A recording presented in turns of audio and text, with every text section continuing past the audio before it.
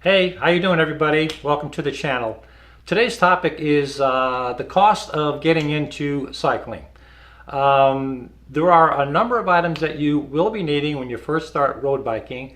And for those of you who are new to the sport or are thinking about getting into it, first thing that you assume is go out and buy a bike and off you go, nothing to it. Well, that's where you get started, but that's not necessarily all you're going to need. And that's not the only expense you're going to have when you first start getting into the sport of cycling. Obviously, the very first thing that's going to cost you is the bike itself. And the bike itself in general will probably cost you anywhere from $750 to around $1,800 for a bike that comes equipped with a 10-speed, has compact crank, and hopefully has something in the area of a 32 tooth cog or 34 tooth cog on the back to help you with climbs.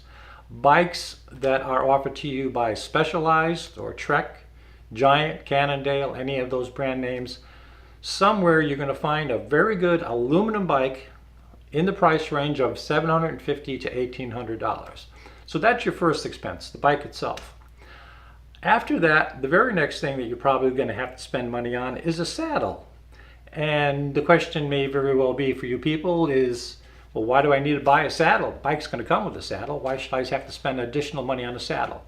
Well, in general, and for most people who start off with cycling, the thing that you discovered is the thing that's hardest to adjust to is the saddle. So in all likelihood, you're going to have to buy another saddle that is more to your liking.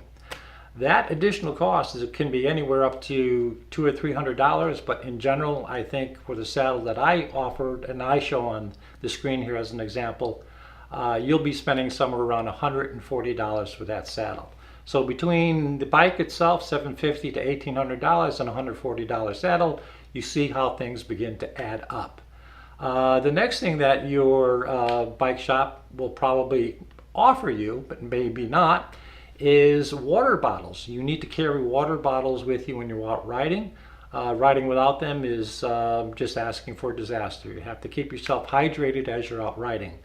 Water bottles themselves are not an expensive item, but you need to buy cages and water bottles. So for that particular item, it'll probably cost you somewhere around $15 for that item. The next item that you really need to consider, and this is really essential, is you need to buy lights. You need lights to be seen and see ahead. You need to buy a light for the back of the bike that's flashing red, a strobe light type of effect, and you need to buy a light for the front of the bike to provide you illumination if you want to ride at night, but more specifically, so you can be seen by oncoming traffic even during the day. Those two particular items, I highly recommend that you buy something that has a rechargeable battery and that it is LED type of light. I'll show you two examples of the lights that I'm talking about.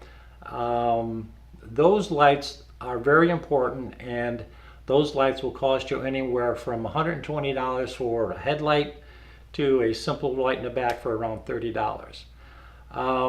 The next thing that is going to be essential that you carry with you is a saddle bag, and a repair kit. Now this is very important. A lot of people ride without these items, and I think they're just a little bit foolish.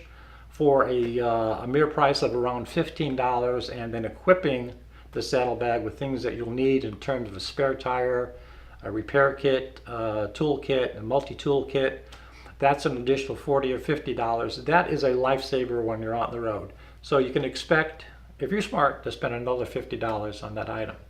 One of the other items that people don't often talk about is a rear mirror for your bike. A rear mirror offers you a lot of sense of comfort and security in that you are able to periodically look down very quickly, check to see if anyone is coming up behind you.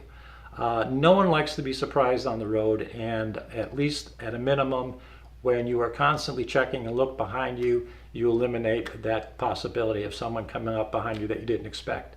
Rear view mirror can cost you anywhere from $25 to $50, and it's well worth the expense of going ahead and spending money on that item. The other item that you might be surprised is absolutely an essential is a floor pump with a gauge. When I first started to ride, I was very surprised and thinking, why would I need a floor pump? Pump up the tires and off I go. How often do I care about the tires? Well, as it turns out, you should be pumping up your tires every single time you ride, or at least pumping the tires to make sure that they're at the correct pressure, whatever you decide that to be. But get yourself a floor pump. A floor pump is going to run your ride around $40. So in general, that kind of completes what you're going to be needing with your bike that you purchased itself. You need to probably think about saddle, water bottle, lights, floor pump, and a rear view mirror. In terms of safety equipment for yourself, there's no more important safety equipment than to get a helmet for yourself. Helmets are absolutely essential. You're foolish to ride without one. I personally know firsthand what it's like to have fallen, and I've hit my head against the pavement. Without a helmet on, I think I would have really suffered severe damage or got myself really injured with the fall that I had taken. So safety helmet, absolutely necessary. To go along with the safety helmet, you should be getting yourself a pair of glasses, riding glasses. Generally, people call them sunglasses. You want a wraparound type of sunglass if you can find it. That helps prevent from wind and debris blowing around, and you get gusty days out on the road, or a truck or a car passing by from the other direction can kick up dust and dirt. You don't want that hitting into your eyes. So safety glasses are very important. Riding glasses are very important. That can run you the cost on glasses is very, very widespread. But in general, a good pair of glasses you can spend $25, $30 on. When we talk about riding, we talk about riding kits, and that is the clothes that you wear when you ride. At a minimum, you need cycling shorts. Cycling shorts have a built-in chamois in them. They are padded. They help you with riding and dealing with sitting on a fairly uncomfortable seat. They are not comfortable to begin with. It takes you a while to get used to them. Cycling shorts are a great benefit, and you should think about buying cycling shorts. Going along with your cycling shorts, you want a cycling jersey. It helps keep you cooler. It also helps with aerodynamics. There are also the advantage of these type of jerseys have pockets in the back that allow you to carry things that you typically wouldn't find on any other type of sport clothing. To go along with that, depending on the season, you want to buy yourself a nice sporting cycling jacket, which can cost you anywhere from $50 to $200 depending on what you're looking for.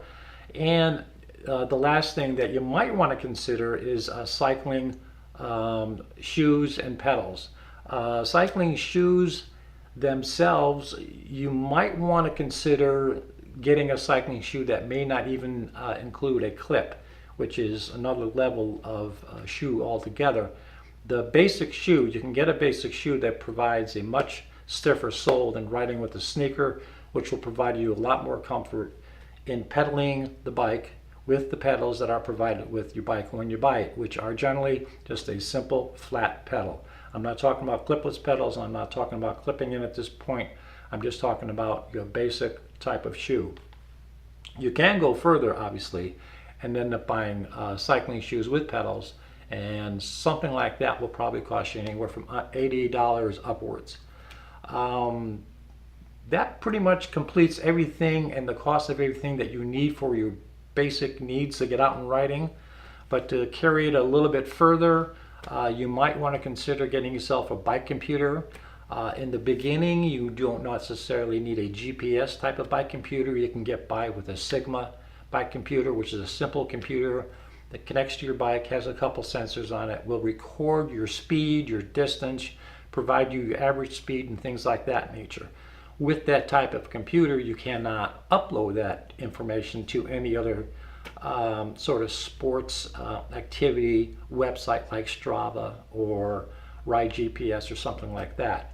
If you do decide to go with a GPS type of bike computer, I highly recommend the Lezine bike computer as opposed to a Garmin or something like that. I happen to own Lezine. I think they're a great product, and they're nearly half the price of a Garmin, and you get all the bells and whistles of a Garmin. A GPS bike computer will run you around $150. The Sigma non-GPS bike computer, you can probably easily get one for around $25 or $30. If you are going with a GPS bike computer, then you may also buy speed and cadence sensors, which provide additional information to the bike computer that will feed back information to you as you're riding, show you how fast you're riding, show you the cadence you're riding, and additionally capture that information for upload to sites like Strava.